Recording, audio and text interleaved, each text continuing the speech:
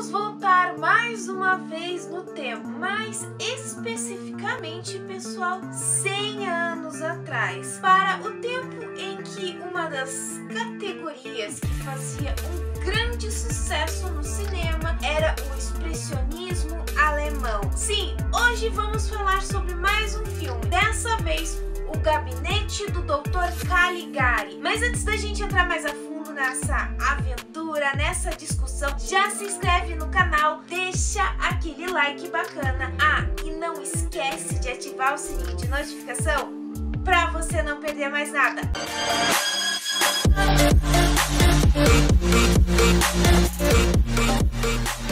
O filme O Gabinete do Dr. Caligari lançou em 1920 e o ano passado o filme fez exatamente 100 anos, caindo, é claro, em domínio público.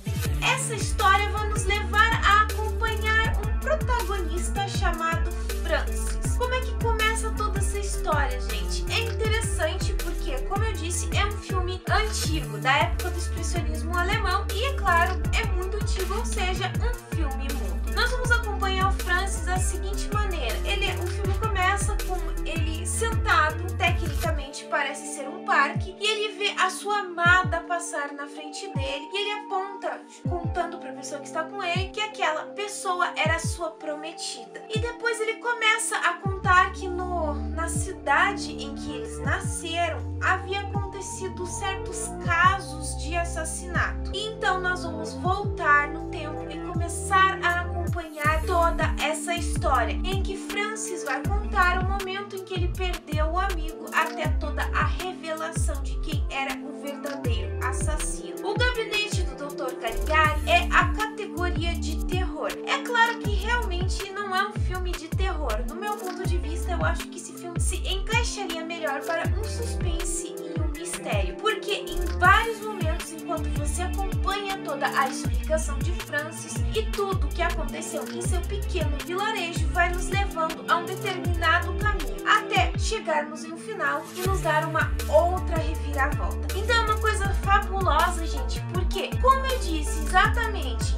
em Metrópolis e também Nosferatu, é um filme que realmente não precisa de tanta legenda, de tanta fala, nada desse tipo. Você entende somente com os movimentos, somente com as expressões dos personagens. E é muito bacana isso. É uma coisa que realmente ganha, é algo muito rico. Eu acho que o expressionismo alemão é uma coisa muito rica. E a propósito, eu acho que esse filme, O Gabinete do Dr. Caligari, foi realmente o ápice da questão do expressionismo alemão. Foi, acho que, o carro-chefe para até fazer outros diretores ter essa questão de ideia de ter uma base de expressionismo alemão, como é o caso do próprio Tim Burton, que também tem uma base muito grande de estar focado nessa questão. E o que é interessante nesse filme, gente, que apesar de não ter tantas conversas, tantas falas, você entende cada momento do que está acontecendo. E o mais interessante ainda é que você fica curioso com toda a história, de toda a questão de quando surge a questão do assassinato. Meu Deus, será que realmente quando aqueles assassinatos surgiram, realmente quem está fazendo isso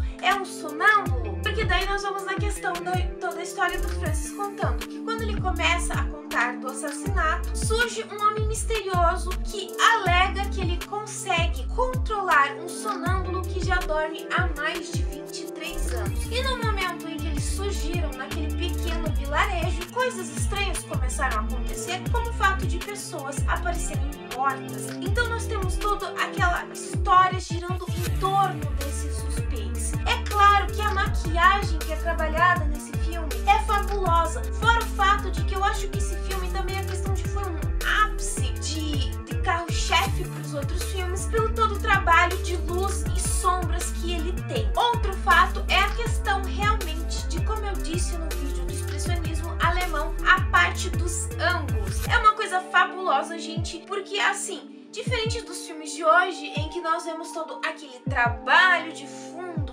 falso com chroma key e blá blá blá. Ali não, nós vemos que são os fundos bem simples, todos desenhados à mão, mas que tem ângulos fabulosos, seja na filmagem, seja no modo como o cenário está posicionado, aquela brincadeira de luz e sombra, de preto e branco. Então existe um momento em que o protagonista, que é o Francis, ele vai até a delegacia para tentar entender melhor toda essa questão do assassinato, da questão do amigo dele, que envolve o amigo dele, que acaba morrendo, que daí que vai nos levar mais a fundo toda essa aventura, em que ele passa pela questão de que a imagem seria de uma janela, mas nada se é mais do que o desenho realmente de uma janela, brincando com aquela questão de preto e branco. Então é magnífico isso. Por mais que seja um filme em preto e branco, nós vemos sim as brincadeiras que existem de luz e sombra em vários momentos. Mas eu acho que uma das outras coisas que torna o filme ainda mais fabuloso, gente, é realmente o desfecho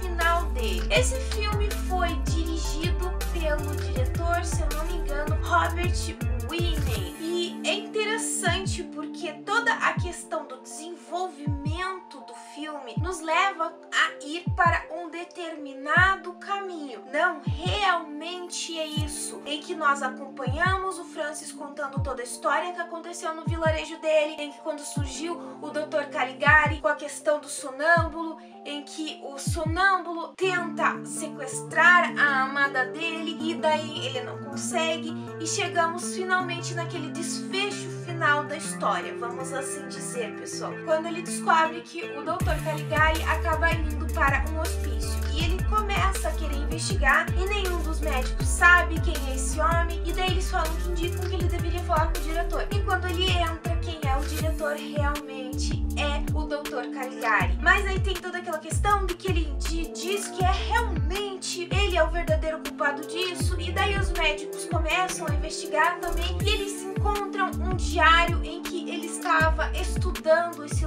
sonâmbulo. E é interessante isso porque daí ele começa a contar que ele havia lido em um livro realmente um doutor que se chamava Dr. Caligari, e ele estava pesquisando a questão de convencer um sonâmbulo a fazer coisas que ele não faria quando está acordado, e é a questão do assassinato. Então daí quando os médicos descobrem tudo isso, descobrem que realmente percebem que o Dr. Caligari, que é o diretor do hospício, ele havia enlouquecido porque ele em vários momentos tenta assimilar quem realmente é. Ele supostamente, vamos assim dizer, perde a identidade dele e ele não sabe mais quem é. Ele acaba sendo trancafiado no hospício. Mas espera que o filme não acaba aí, gente, porque nós temos a questão de continuar e o Francis fala que ele não sabe depois o que aconteceu com o doutor. Simplesmente a última vez que ele havia visto era naquele momento. E daí ele levanta, o homem continua andando com ele e daí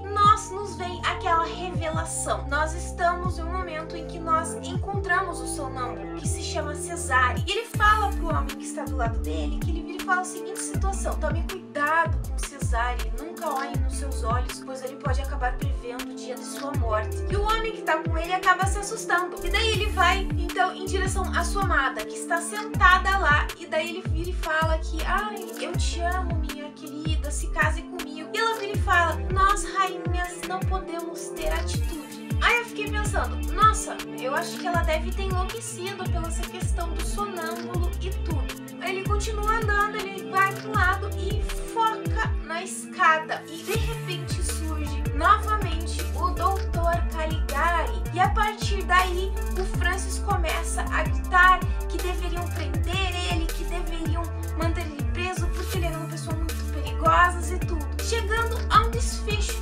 fabuloso. Qual realmente era a realidade em que nós estávamos vivendo nessa história? A realidade do protagonista em que nos contou e nos levou a acompanhar uma história de assassinato, em que nós temos um sonâmbulo que é o principal culpado e a sua testemunha, o seu cúmplice é o seu mestre, ou a questão da realidade em que encontramos no final do filme, em que o Dr. Caligari realmente é um diretor respeitável, que se preocupa com seus pacientes e tenta a todo modo desvendar o modo de curá-los. É muito interessante esse universo desse filme, porque a questão é, ele era louco ou ele não era? Qual é realmente a opinião final que a gente chega?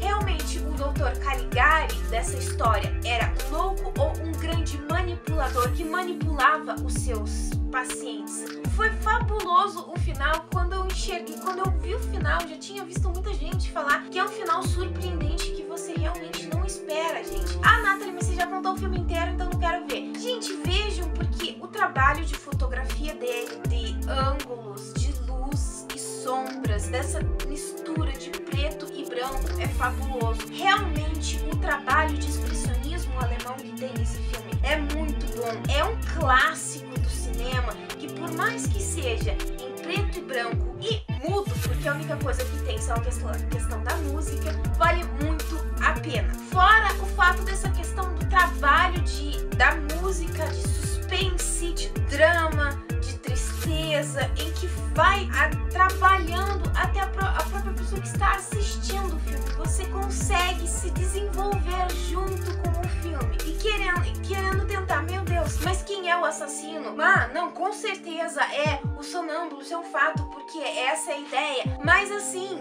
você chega num final que nos faz realmente discutir qual é a realidade desse filme. Exatamente como Sucker Punch. Então, se você não assistiu, assista esse clássico. Ele já tá no YouTube, gente, porque se tornou, depois de 100 anos, ele agora se tornou algo público. Então você não precisa estar se esforçando. Ah, eu tenho que pagar, se esforçando, procurando onde que eu vou achar esse filme, já que ele tem no YouTube. Bom, pessoal, eu vou ficando por aqui, mas antes de finalizar, eu vou deixar aquela perguntinha básica que eu sempre deixo no final do vídeo. Se você já assistiu esse filme, O Gabinete do Dr. Caligari, o que você achou? Qual que é a sua opinião sobre o final esplêndido e até mesmo questionável que ele nos entrega? Comenta aqui embaixo, ou me manda uma mensagem no meu Face, no meu Twitter, no meu e-mail, no meu Instagram. Todas as minhas redes vão estar aqui embaixo. Já aproveita, já me segue lá no meu Instagram, que as postagens são diferentes do que eu posto aqui. Se você gostou desse vídeo, então já se inscreve no canal. É só apertar esse botãozinho vermelho que tá aqui embaixo. E se você não deixou o like no começo do vídeo, deixa agora. Eu espero que vocês tenham gostado. Beijos, pessoal, e até a próxima!